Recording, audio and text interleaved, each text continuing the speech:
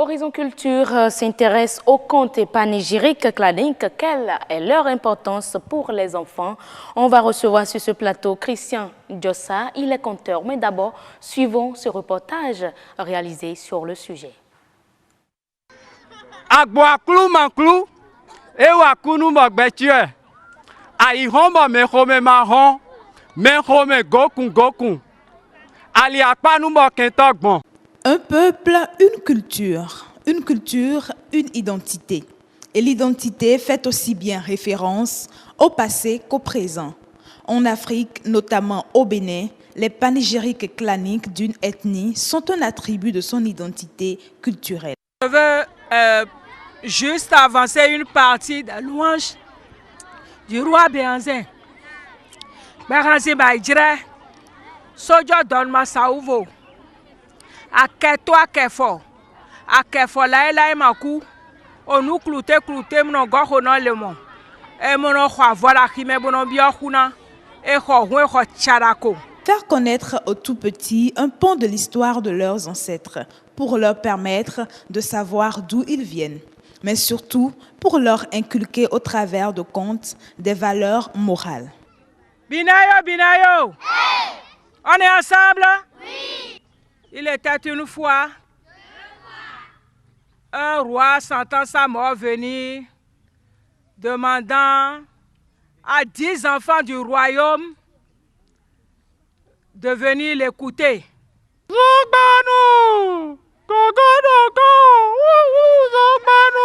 L'art de l'oralité, un vecteur d'éducation propre à l'Afrique. Un canal saisi par l'association Passion Culture pour aller au contact des écoliers dans tous les départements du Bénin. Les enfants ont aimé et apprécié l'initiative. Ce soir, on a fait une réunion. Les grands ont fait des contes. Les contes qu'on n'a jamais attendus. Ils ont amené des lampes anciennes que nous n'avons jamais vues. Moi, j'ai apprécié. Ils ont bien fait les contes. Et moi, j'ai retenu que l'honnêteté est une bonne chose. Et de voler, ce n'est pas une bonne chose. J'ai retenu des contes qu'ils ont dit. C'est pas bon de voler. Il faut être honnête. C'est pas bon de tricher. Les responsables de cette initiative expliquent la portée de l'instauration d'une telle pratique sur l'intellect et l'éducation de l'enfant. Dans l'ancien temps, ce n'est pas le conte que nos aïeux ont été éduqués. Par le conte, l'enfant le plus petit sait déjà que dans la vie, je ne dois pas voler, je ne dois pas insulter, je dois respecter les grandes personnes. Regardez les poésies que les enfants récitent, etc. C'est beau, la maîtrise de la langue de Molière, mais ce devoir de mémoire, justement, s'il allait chercher également à travers l'être dans son moi intrinsèque, ce serait un certain pan de notre croissance qui rejoindrait notre pan développemental auquel nous aspirons essentiellement. Donc, le milieu scolaire, il n'est pas banal. Les enfants sont les gardiens de l'identité culturelle d'une nation. Mais ils ne le sont pas ou ne le seront pas sans leurs aînés, ces hommes et ces femmes qui transmettent le savoir.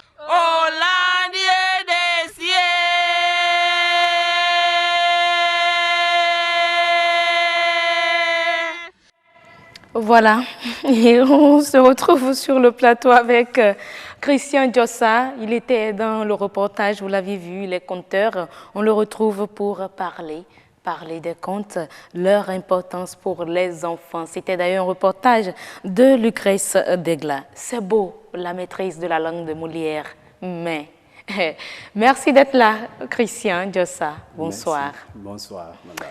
Alors, les contes. Il faut faire ça rapidement, là, on va voir. C'était tellement beau. Là, tu vas jouer avec moi. Ok, on va y aller, pourquoi pas. Ok.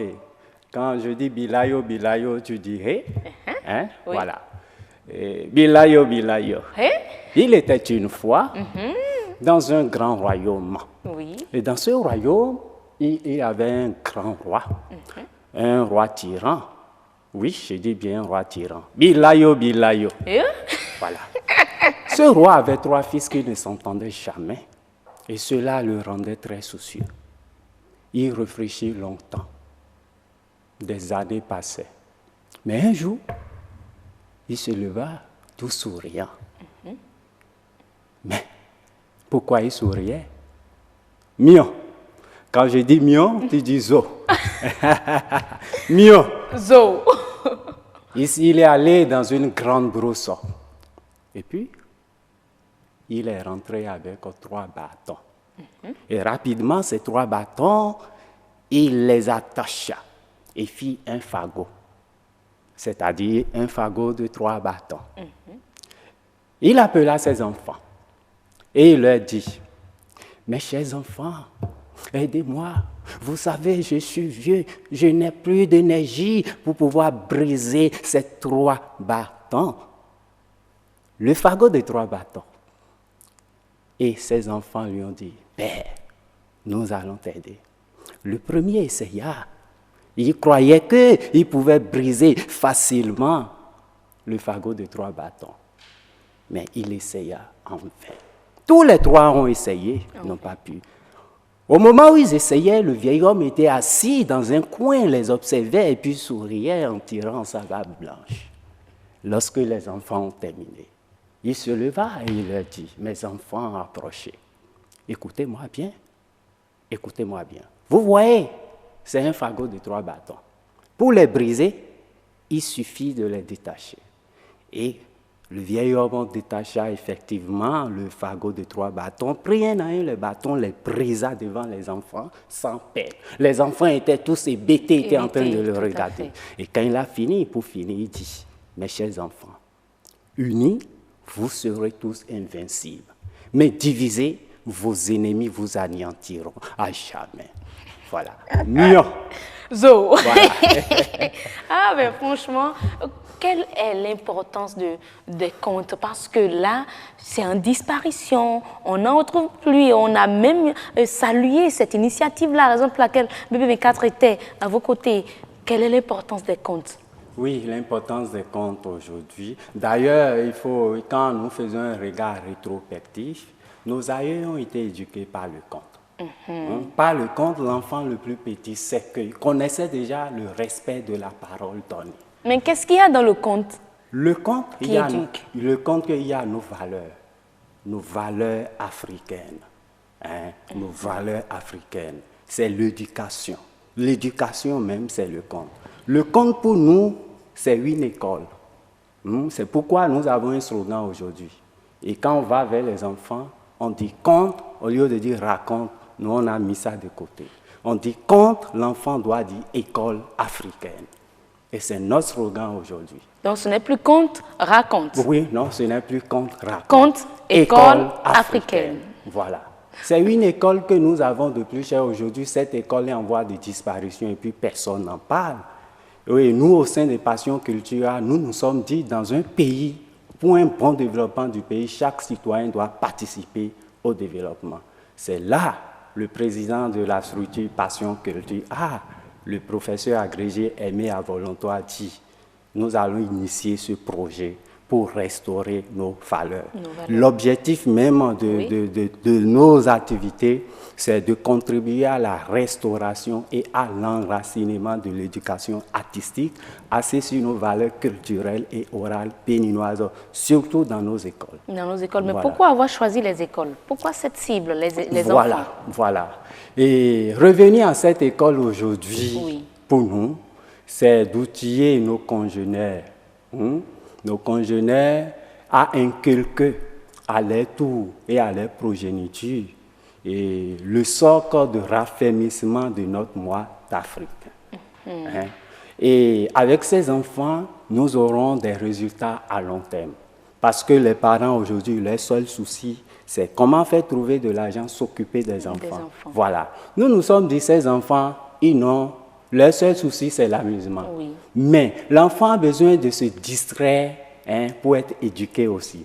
Nous nous sommes dit avec ces enfants, lorsque nous allons leur inculquer ces valeurs, nos valeurs-là, et à leur tour, ils vont donner à leur progéniture Ils vont donner cela à leur progéniture et ça serait de génération en génération.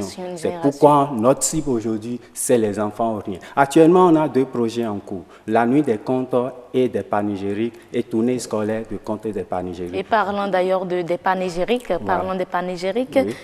Pourquoi apprendre les panégyriques aux enfants? Ok.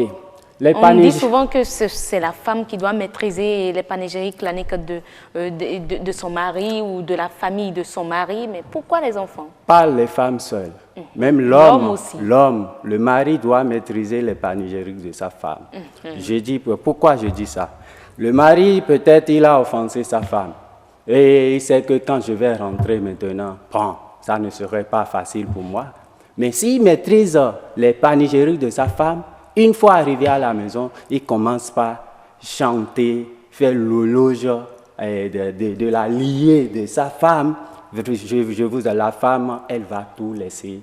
C'est comme l'enfant qui est si c'est ce que vous croyez. Non, si vous faites vos bêtises au dehors, donc, malgré les panégyriques, vous aurez chaud. Les panégyriques, attention, les panégyriques, c'est une force. Les panégyriques apaisent.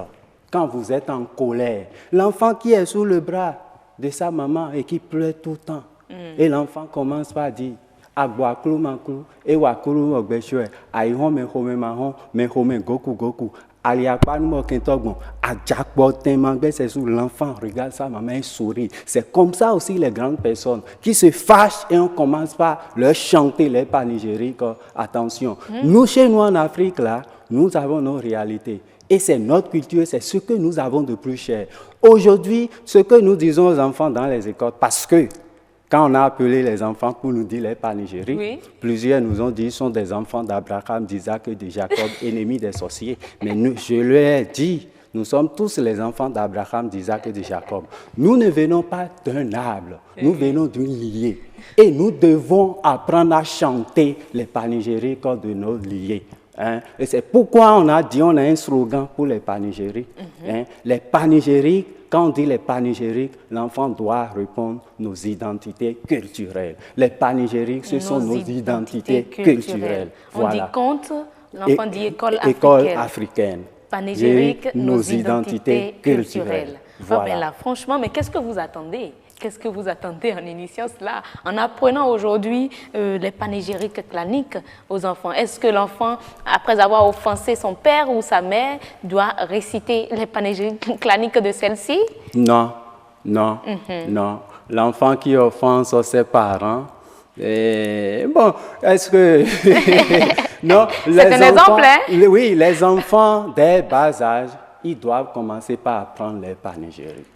Et quand ils vont grandir avec ça. Et les panégyriques vont leur permettre de mieux gérer les foyers. Parce que s'ils ne connaissent pas les panégyriques, comment pourront-ils apprendre à leurs enfants? C'est pourquoi quand on dit que ce sont les femmes qui doivent connaître, nous on dit non. Femme, homme. L'homme doit connaître pour sa femme. Et l'homme debout doit connaître aussi, pour un enfant doit connaître pour son papa et pour sa maman. C'est très important.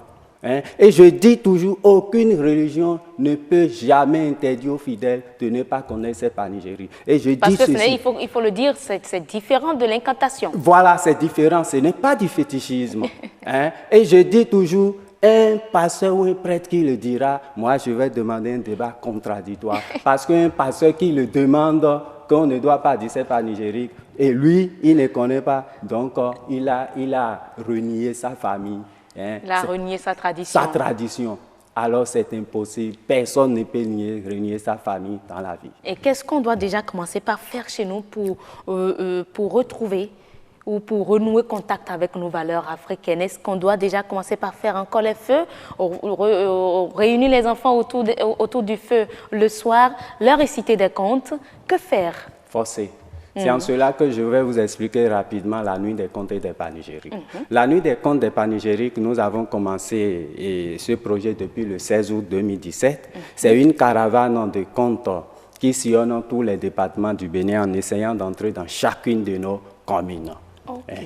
On a fait le tour dans Ouémé. Déjà, en août dernier, on a fait Plateau. Déjà, on a fait Zou. Déjà, on a fait Littoral. On a fait Atlantique. Et d'ici là, on descend dans les collines. On doit faire tous les départements du Bénin. Et quand nous allons finir maintenant, nous allons revenir encore, lancer encore. Puisque c'est comme les parents, c'était un besoin, ils nous attendaient. Voilà, ils ont accueilli l'activité. Et ils nous ont dit que cela soit périodiquement, ça leur fera beaucoup plaisir. Parce que nos choses, nos valeurs sont en train de disparaître. Donc voilà un peu. C'est très bon. Nous allons revenir encore à ça autour du feu. C'est très important. C'est pourquoi notre décor que vous avez vu, c'est les lampions et les komyongban. Je vous le dis très souvent. Le komyongban là, on ne retrouve pratiquement plus là. On ne ne retrouve pas. Et le jour où on installait cela, beaucoup d'enfants, ils m'ont traité de sata ou bien de fétichisme. Et avec le temps, on leur a expliqué. Le komyongban pour nous, les gens sont en train d'abandonner ça. C'est l'un de nos patrimoines matériels et on doit les retrouver. Non, ça c'est le lampion ou bien? Ça c'est le lampion. On a vu tout à l'heure, la réalisatrice va revenir là-dessus. Donc c'est ça le komyongban. Oui, c'est ça le komyongban. Dans du genre une calebasse façon. Là, et on met. J'avoue que moi-même je ne l'ai pas connu. Hein. Ce n'est pas toi seul. Il y a même des grandes personnes qui ne connaissaient pas cela. Mais c'est à travers cette tournée, voilà, merci beaucoup Christelle Sagouran. Voilà le komyongban. Voilà, c'est le komyongban. Et voilà, découvrez, je le découvre aussi. Merci beaucoup. Merci beaucoup Christian Djossa, vous êtes conteur. Avant de vous laisser partir, quelques panégyriques claniques. Ok. Djagbo, Fonyon, Tché, Agbovi Sato, Tché Huakwe, 110 €, Aounion Vi, Aounion Gandro, Aounion Kentomakpa, Aholu Mazavi, Mazamaza no Hokwe, et Hokwe ma Hokome, Aïron me Home ma Hon, Kenbo Kunkumangbo, Yon ta komyo gbando a djalalaze mendo ya yogbe, Gogo est ton nom de Tenglenkun. Non mais ce n'est pas sérieux là. Comment? Non, les panégyriques parlent. Franchement, on n'a pas inventé. Tout ce que j'ai dit, tout ce que j'ai dit, ça a une explication. Ce n'est pas en l'air.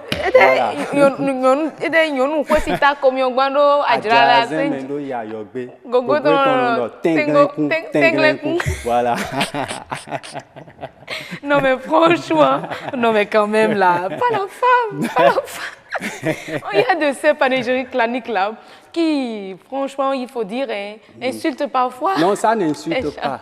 Ça a une explication. Nous, on a enregistré plusieurs panégyriques. Et donc, vous maîtrisez plusieurs panégyriques? Oui, alors? Nous travaillons sur des panégyriques. Et après, nous allons publier cela. On a un site internet. On a un site internet et ça serait sur le site internet. Et ceux qui ne connaissent pas, ils peuvent aller consulter. Moi, je connais mes panégyriques claniques. Ah, moi? Oui, je suis à Zima. Allez-y, je vais voir. Non, on va se retrouver après, au risque de créer confusion.